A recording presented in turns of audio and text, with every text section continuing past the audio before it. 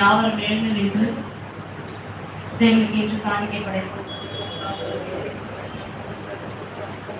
அன்பு தகப்பனே, அப்பா, இந்த நாளில் ஆண்டவரே கூடாரத்தில் ஆண்டவரே எங்களை கொண்டு வந்த வெளியேற பெற்ற கிருபை இறக்கங்களுக்காக நன்றி செலுத்துகிற ஆண்டவரே.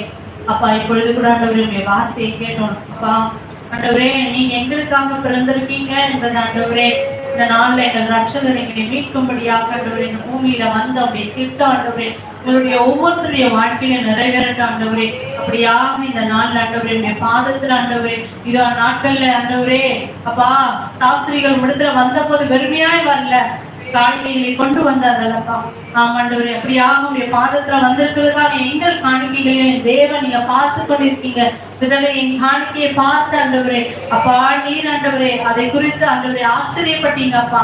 இந்த நாள்ல அப்பா எங்களிடத்துல இருக்கிறதான இந்த காணிக்கையை நாங்கள் மன உற்சாகமாய் நாங்கள் விதைக்கும் போது கர்த்தர் நீர் ஆண்டவரே அதற்கான பலன்களை எங்களுக்கு ஆண்டவரை கொடுத்து எங்களை மகிழ பண்ணுங்க, ஆசீர்வதிங்க, எங்கள் காணிக்கைகளை அங்கீகரிங்க தகப்பனே. நீர் ஒருவரே மகிமை இயேசு கிறிஸ்துவின் மூலம் ஜெபிக்கிறோம் எங்கள் ஜீவனுள்ள நல்ல பிதாவே, ஆமென்.